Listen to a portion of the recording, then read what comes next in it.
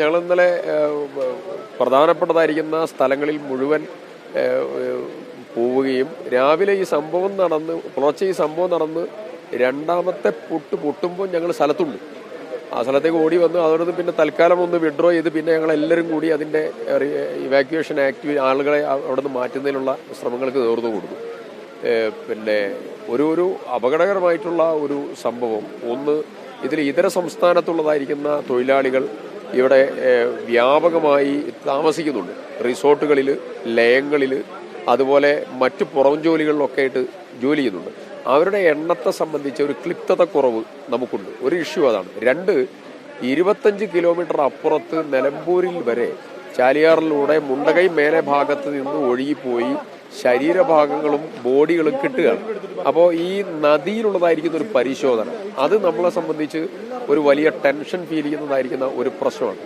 പിന്നെ മൂന്നാമത്തെ 2 പ്രധാനപ്പെട്ടതായിരിക്കുന്ന ഇഷ്യൂ, ഞാനന്ന് മുഖ്യമന്ത്രിയോട് നേരിട്ട് സംസാരിച്ചു. അതിലൊന്ന്, രാവിലെ ഞാൻ 3 വീടുകളിൽ പോയി. ഈ ഇഷ്യൂ നേരിട്ട് കണ്ട് രക്ഷപ്പെട്ടതായിരിക്കുന്ന ആളുകളാണ്.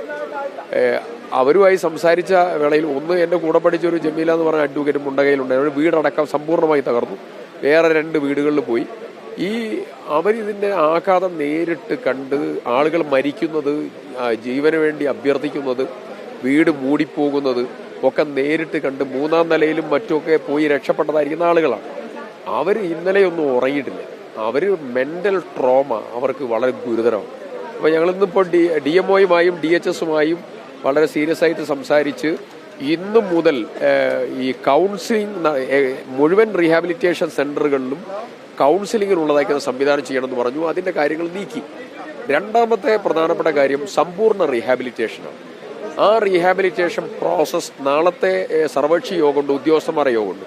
ആ 2 യോഗത്തിലും ഇന്ന് വൈകുന്നേരം 3 മണിക്ക് പഞ്ചായത്തിൻ്റെ മീറ്റിംഗ് ഞാൻ വിളിപ്പിച്ചിട്ടുണ്ട്. പഞ്ചായത്ത് മീറ്റിംഗ് നാളെ മുഖ്യമന്ത്രിയും പ്രതിപക്ഷ നേതാവും മന്ത്രിമാരും പങ്കെടുക്കുന്ന സർവകക്ഷി യോഗം, ഉദ്യോഗസ്ഥതല യോഗം ഒക്കെ വിളിപ്പിച്ചിരിക്കുക. ഈ യോഗത്തിൽ സമ്പൂർണ്ണ റീഹാബിലിറ്റേഷൻ ആ നടപടികളും കൃത്യതയോടുകൂടി സംവിധാനം ചെയ്യും. ആ 2 ദൗത്യം പൂർത്തീകരിച്ച് നമ്മുടെ ആഘാതം പരമാവധി എത്രത്തോളം കുറയ്ക്കാൻ പറ്റും ആ നടപടികൾ നമ്മൾ നേതൃത്വം കൊടുക്കുക. അത് ഇന്ന് ഈ മഴ ഇങ്ങനെ പോയാൽ വൈകുന്നേരം ആയാൽ കോട നിറയും. പക്ഷെ ഇന്നലെ നമുക്ക് വൈകുന്നേരം കോടയൊന്ന് വന്ന് അപ്പം തന്നെ റിലീസായി. അത് വലിയ ആശ്വാസമായിരുന്നു. പക്ഷെ രാത്രി ലേറ്റ് ആയിട്ടുള്ളതായിരിക്കുന്ന സാറ്റലൈറ്റ് സംവിധാനം, അനുബന്ധ ക്രമീകരണങ്ങൾ, ശാസ്ത്രീയ ഉപകരണങ്ങളുടെ സംവിധാനത്തോടുകൂടി രാത്രിയും ഈ പ്രോസസ്സ് നടക്കണമായിരുന്നു. രാത്രി പക്ഷേ നമുക്ക് ചില ബുദ്ധിമുട്ടുകൾ കൊണ്ട് നടത്താൻ പറ്റിയില്ല. ഇന്ന് രാത്രിയും ഈ പ്രോസസ്സ് രാത്രിയും പകലും തുടർന്ന് ഇത് പൂർത്തീകരിക്കണം എന്നുള്ളതാണ് പ്രധാനപ്പെട്ട ആവശ്യം മുമ്പോട്ട് വെച്ചിട്ടുള്ളത്. രക്ഷാദൗത്യത്തിൽ എല്ലാവരുടെയും ഒരു നല്ല ഏകോപനം, നന്നായിട്ട് നല്ല രീതിയിലുള്ള പങ്കാളിത്തം നന്നായി നടക്കുന്നുണ്ട്. NDRF, ആർമി, നമ്മുടെ ലോക്കൽ സിവിൽ ഡിഫൻസ് ഫോഴ്സിൻ്റെ സംഘടനകളുടെ, രാഷ്ട്രീയ പാർട്ടികളുടെ, എല്ലാവരുടെയും വലിയ മതസംഘടനകളുടെ എല്ലാവരുടെയും പങ്കാളിത്തം നന്നായി നടക്കുന്നു.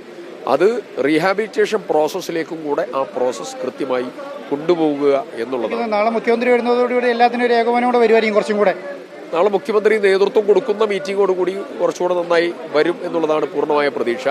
നാളെ രാഹുൽ ഗാന്ധിയും പ്രിയങ്ക ഗാന്ധിയും നാളെ വരണം എന്നാണ് ആഗ്രഹം. ഇന്ന് കാലാവസ്ഥ മോശമായതുകൊണ്ട് സാധിച്ചിട്ടില്ല. നാളെ അതോടെ നടക്കും എന്നുള്ളതാണ് പ്രതീക്ഷ. അതോടുകൂടി എല്ലാ പ്രോസസ്സും ക്രമീകരിക്കുന്നുണ്ട്. റിപ്പോർട്ടർ ചാനലിൻ്റെ സ്ഥാപന മേധാവികൾ ഉൾപ്പെടെയുള്ള മുഴുവൻ ടീമിൻ്റെയും സാന്നിധ്യം ഇതിനെ പോസിറ്റീവായിട്ട് ഞങ്ങൾ ഓരോ സമയത്തും ശ്രീ അരുൺകുമാറും മറ്റുള്ള നിങ്ങൾ ഉൾപ്പെടെ വിളിക്കുന്ന സമയത്ത് ഓരോ ഇഷ്യൂ ഞങ്ങളോട് പറഞ്ഞുകൊണ്ടാണ് വിളിച്ചത്. അവിടെ നിന്ന് സഹായം അഭ്യർത്ഥിക്കുന്നു, ഇവിടെ ഇങ്ങനെ കിടക്കുന്നു എന്നുള്ളത്. സത്യത്തിൽ രാവിലെ പറഞ്ഞ മണ്ണിനടിയിൽ കിടക്കുന്നു എന്ന് പറഞ്ഞതായിരിക്കുന്ന ഇഷ്യൂസിൽ അവിടെ പോയി രക്ഷപ്പെടുത്താൻ സാധിച്ചതൊക്കെയുണ്ട്. അതിനുള്ള വലിയ പോസിറ്റീവായിട്ടുള്ള ഇടപെടലുണ്ടായിരുന്നു.